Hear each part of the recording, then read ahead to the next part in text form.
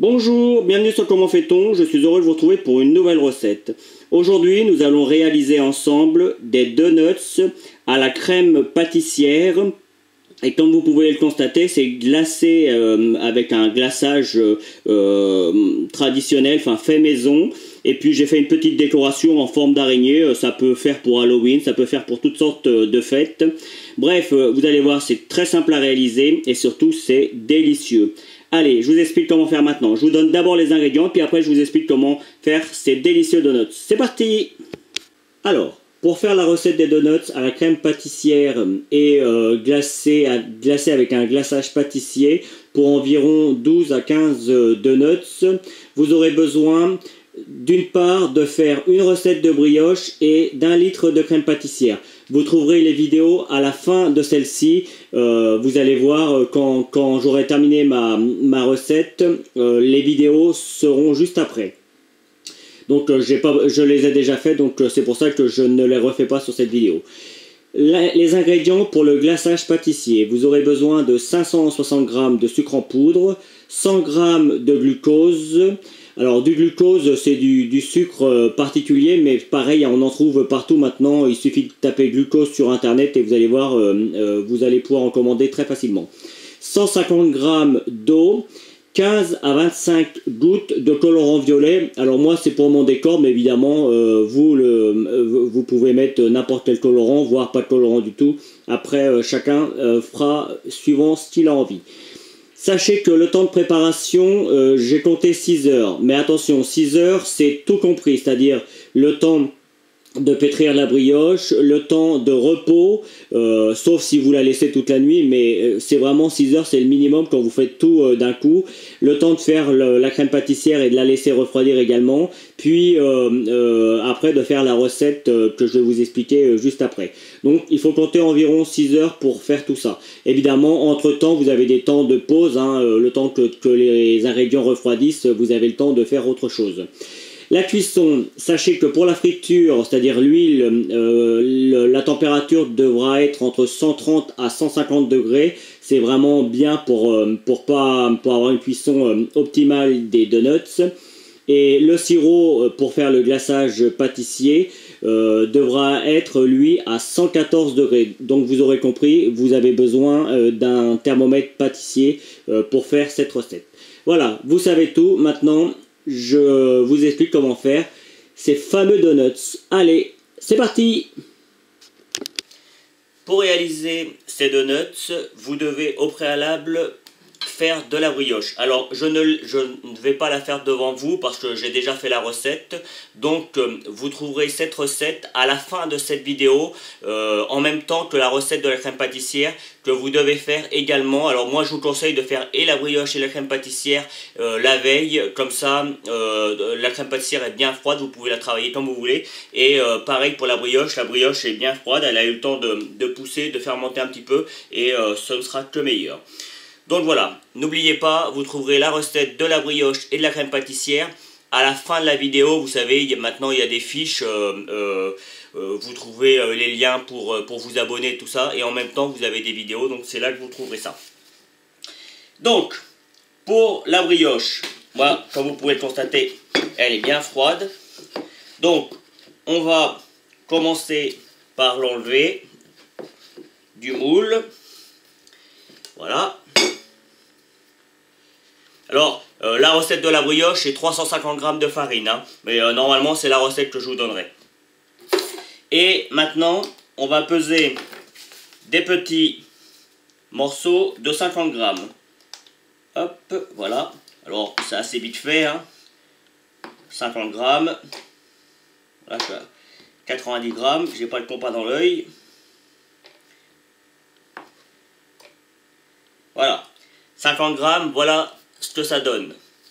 Donc là, on va en faire un deuxième. Je ne vais pas faire toute la vidéo comme ça, vous avez compris le principe. Une fois que vous les avez tous pesés, vous les reprenez et vous les mettez en boule.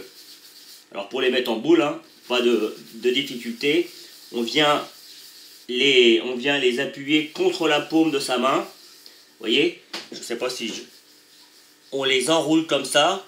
Et puis voilà, ça fait juste ça. On remet un petit peu de farine sur le côté. Et puis on les pose. Voilà, hop. On fait pareil avec les autres. Alors après, vous pouvez les faire plus ou moins gros. Hein. 50 grammes, c'est déjà bien. N'oubliez pas que ça va pousser. Ça va encore se développer lorsque l'on va les mettre dans la friture. Donc il ne faut pas non plus que ce soit trop gros. Donc voilà. Une fois qu'ils sont en boule, vous les laissez reposer facilement un petit quart d'heure avant qu'on les retravaille. Donc moi je continue de peser mes autres morceaux et on se retrouve pour la suite. 5 minutes avant de les façonner définitivement, on va reprendre nos petites boules. On va prendre un doigt, n'importe lequel, hein, et puis on va percer un petit trou au milieu. On essaye d'être le plus précis possible de façon à ce qu'il n'y ait pas un morceau un petit peu plus gros et un autre un petit peu et un autre très fin. Il faut que ce soit le plus précis possible, le plus homogène précis. On n'est pas à quelques centimètres près non plus. Hein. Vous avez vu comment j'ai fait? J'ai mis mon petit doigt au fond. Hop, comme ça. On enfonce bien comme il faut. On fait un petit trou de l'autre côté. Et puis après, on n'hésite pas à bien se fariner les mains. Après, on y va et on commence déjà à travailler notre petit donut, à lui donner sa forme finale. Alors, ça, moi, c'est ma manière de faire. Hein. Vous n'avez qu'à aller voir sur Internet et vous verrez que des manières de faire, il y en a 36 000. C'est une expression chez nous. Mais voilà, moi c'est ma façon de faire. Pareil pour la brioche, moi je fais des donuts à base de brioche, mais il y a plusieurs recettes également. Moi c'est le donut à la française, hein, plus qu'à l'américaine là sur le coup. Mais ça y ressemble et franchement c'est super bon. Voilà, vous avez compris, c'est pas compliqué. Une fois qu'on a fait ces petits trous là, on les laisse encore se reposer. Pendant ce temps-là, vous préparez des petits carrés comme ça, enfin, moi ils sont plutôt rectangles sur le coup, mais de façon à pouvoir les poser après sur la plaque. Et ces petits papiers nous permettront de les déposer très facilement dans l'huile si elle sera très chaude. Donc ça permettra de les faire glisser plus facilement. Voilà, donc on attend encore 2-3 minutes et puis après on va les travailler définitivement. Donc je vous retrouve dans quelques secondes. Alors, comme moi j'avais pris un petit peu d'avance, il y en a qui sont prêts. Donc simplement, je vais continuer de les travailler, vous avez vu, de cette manière, de façon à agrandir le trou du milieu, jusqu'à obtenir un diamètre à peu près équivalent à une tasse de ce diamètre. Ça fait à peu près 2,5 cm de diamètre. Alors après vous pouvez les faire un petit peu plus petits, un petit peu plus grands, encore une fois, c'est suivant ce que vous voulez faire. Vous voyez, hop, je fais mon petit diamètre comme ça, hop, et une fois que j'ai terminé, vous êtes sûr, parce que ça a toujours tendance, il vaut mieux le faire un petit peu plus grand, parce que ça a toujours tendance à se rétrécir. Voilà, là on peut passer bien comme il faut dedans, on place bien, on peut le poser directement sur notre petit papier.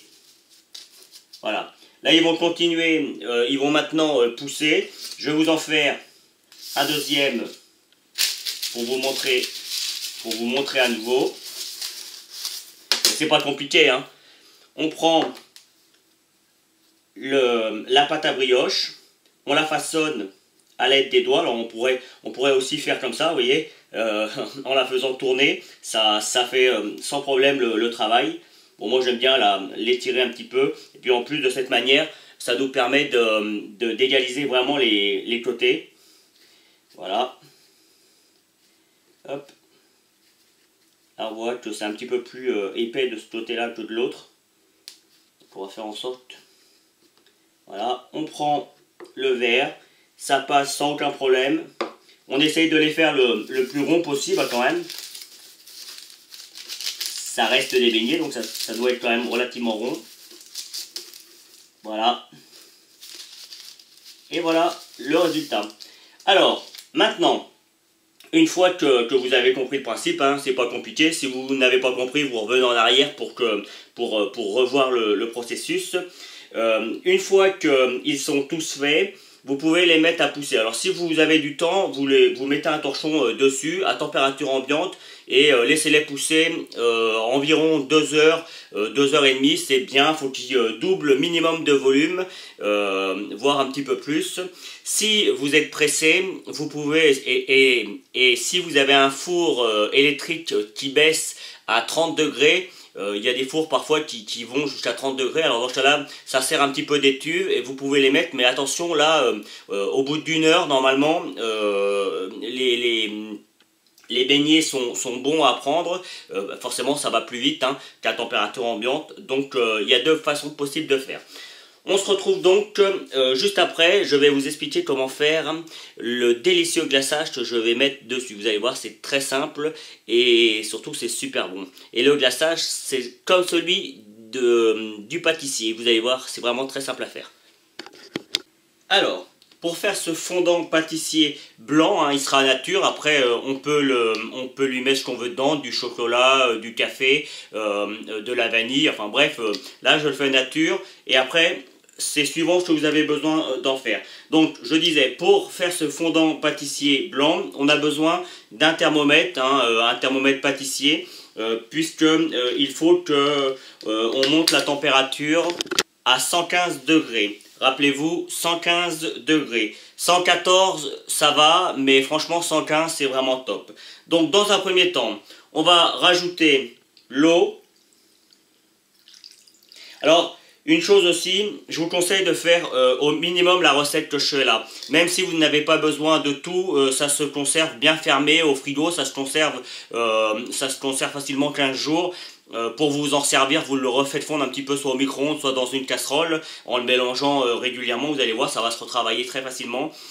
Pourquoi? Parce que quand on va le mélanger au batteur, si vous en faites une demi-portion, ça va être difficile à mélanger. Il n'y en aura pas assez et du coup ça ne se travaillera pas de la même manière. Donc voilà, ça c'était pour le petit truc. Et vous rajoutez également le glucose. Alors le glucose, on en trouve partout maintenant.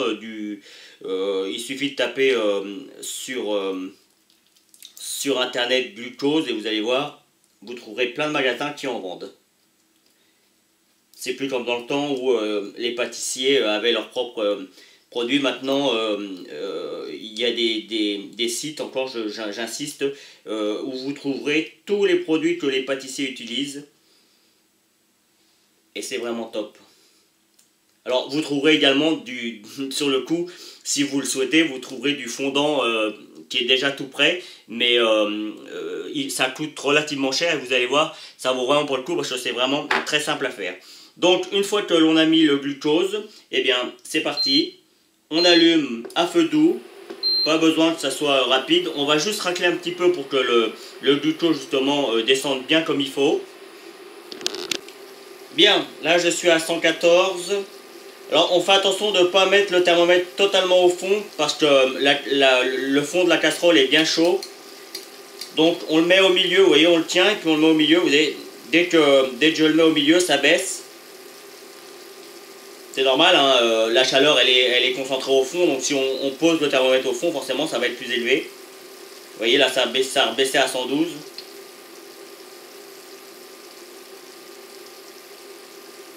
Donc vers la fin on le tient, ça monte tranquillement. En fait on fait un sirop comme si on allait faire de la meringue par exemple, pour ceux qui ont l'habitude de faire de la meringue. Sauf que, quoi que la meringue, c'est entre 115 et 120 aussi, donc ça change pas vraiment. Et puis pour la meringue, il n'y a pas de glucose sur le coup. Il n'y a que de l'eau et du sucre. On est à 113,5.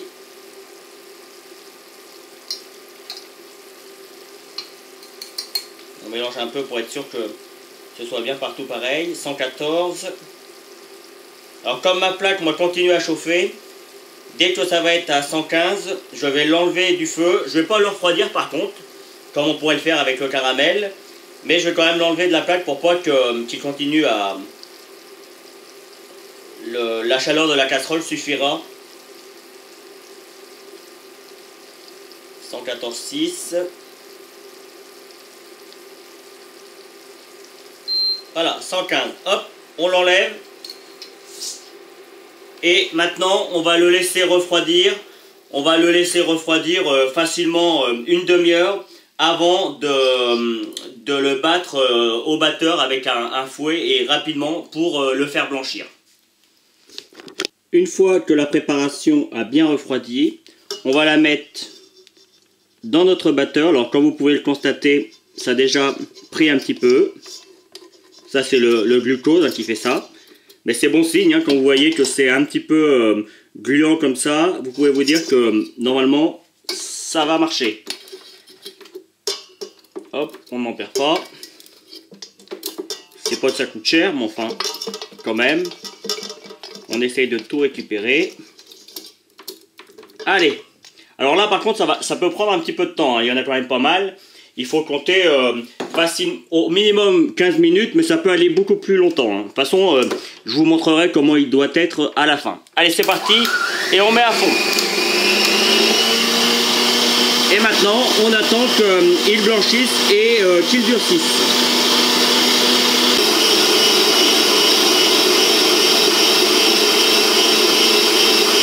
Voilà, le fondant pâtissier est terminé. Alors, je vous avais dit un quart d'heure. J'ai mis à peu près 10 minutes. Mais de toute façon, vous voyez comment ça doit être. Vous voyez, si on le prend dans le doigt comme ça, on peut le travailler assez facilement. On pourrait, là il est encore un petit peu chaud, mais si on voulait on pourrait en faire une petite boule. Quand il est comme ça, il est parfait. Alors évidemment en refroidissant, il va durcir, c'est normal, c'est du sucre. Pour l'avoir à la consistance que vous le souhaitez, il suffit juste de le remettre dans une casserole et de le refaire chauffer en le mélangeant régulièrement. Et vous obtiendrez le résultat que vous souhaitez. On va donc continuer notre recette. Alors on va en garder un petit peu de couleur blanche parce que moi comme je fais une toile d'araignée en décor, et puis l'autre partie je vais la teinter en violet. C'est une commande d'une de mes nièces, alors je vais m'y apprêter et je vais le faire en violet. Bien, mes donuts ont poussé, vous voyez, ils ont doublé de volume à peu près. J'ai commencé à faire chauffer mon huile. Alors juste pour info, on fait attention avec l'huile, surtout les enfants ne le font pas. Alors moi j'ai pas de friteuse, donc je prends une casserole. Je suis vigilant, j'ai l'habitude, même si des accidents peuvent arriver et j'en sais quelque chose. On fait en sorte que l'huile ne dépasse pas les 150 degrés, 160, pas plus. Et une fois que l'huile est chaude, on peut baisser de façon à ce que ça cuise vraiment tout doucement. Là, moi, mon huile est chaude. Pour le savoir, il y a une petite astuce. Il suffit de tremper une cuillère en bois. Et vous voyez, si ça fait des petites bulles, on voit peut-être mieux comme ça. Si ça fait des petites bulles au niveau de la cuillère, au niveau du manche, c'est que l'huile est bien chaude. Donc, il ne nous reste plus qu'à venir déposer notre donuts. Alors, on peut les cuire un par un parce que ça va très vite. Il faut compter environ 1 minute et demie, 2 minutes pour chaque côté, donc c'est vraiment très rapide. Alors moi j'en ai beaucoup, mais en général on n'en fait pas autant. Et vous voyez, ça continue de gonfler. On le voit parce que vous voyez, ça prend de la couleur tout de suite. Donc on attend un petit peu. Évidemment, on prépare du papier sopalin pour pouvoir les égoutter une fois que la cuisson sera terminée.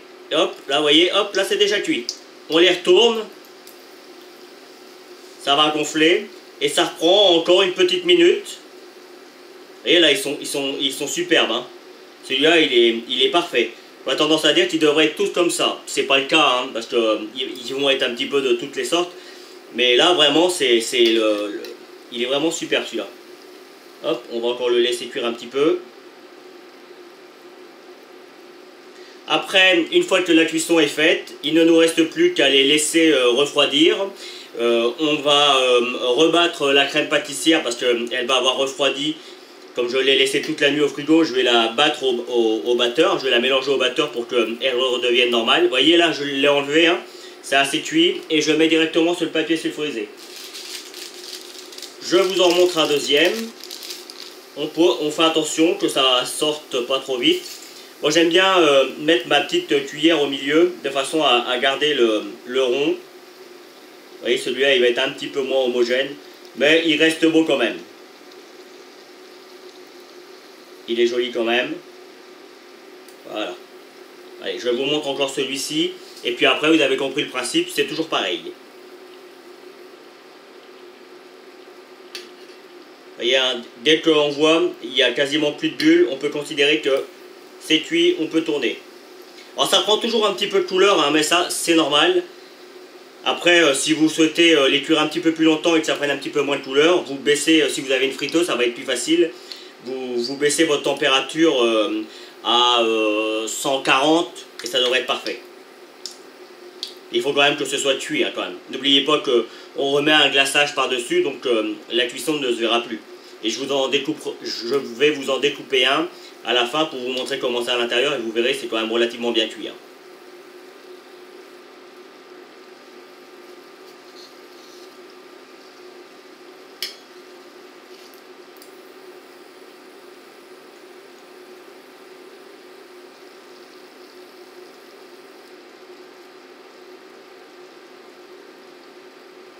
Voilà. Allez, hop. Et on égoutte. Allez, c'est parti comme ça pour tous les autres. À vous de jouer. Bien, on va maintenant mettre la crème pâtissière. Alors, j'ai simplement fait de la crème pâtissière que j'ai laissé refroidir toute la nuit. Je l'ai rebattue au frigo et puis moi j'utilise une douille exprès pour remplir ce genre de biscuit parce que c'est un petit peu compliqué comme c'est un petit peu serré à l'intérieur. Donc, il faut vraiment une aiguille assez fine, enfin comment dire, une douille exprès pour remplir les beignets. Alors évidemment j'ai pris un petit peu d'avance.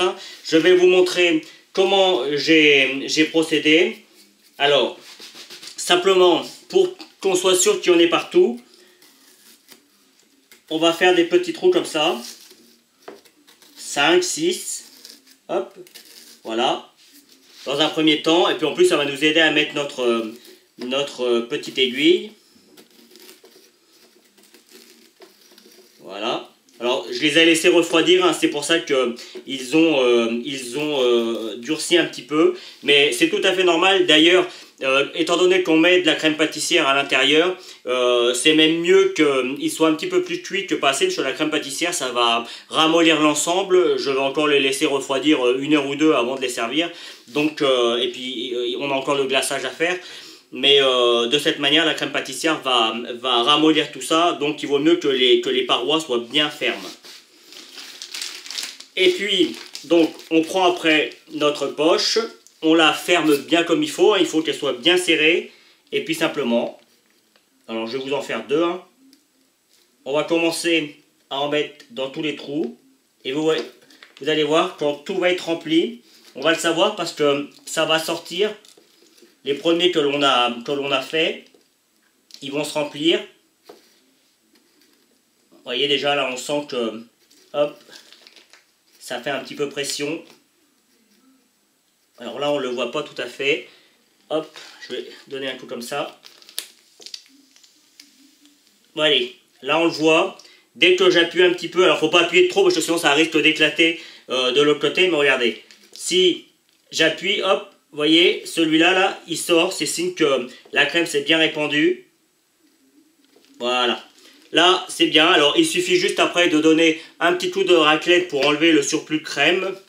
Et ça marche. On va faire pareil pour le deuxième. On met dans notre trou et on appuie. Il faut appuyer assez fort hein, quand même, parce que, encore une fois, j'insiste, mais il y a vraiment peu d'espace à l'intérieur. Alors, on pourrait les découper, hein. Moi, je préfère pas, je préfère qu'ils restent entiers. Mais pour vous montrer, une fois découpé, voilà, j'en ai un que j'ai découpé, je vais l'ouvrir, et voilà, j'ai mis de la crème à l'intérieur. Ça revient au même, hein. C'est juste que, voilà, quoi, c'est mieux de l'avoir entier. Les donuts, en général, c'est entier. En tout cas, moi, je le vois comme ça. Après, chacun fait comme il le sent, hein. Hop. Hop. Alors, comme j'ai une petite douille, forcément, vous avez vu là, ça se voit que j'en ai mis suffisamment parce que là, on sent de toute façon que c'est bien plein. Mais on n'hésite pas hein, à y aller 2 fois. Voilà, hop, ça repousse là. Comme ça, on est sûr que c'est bien plein.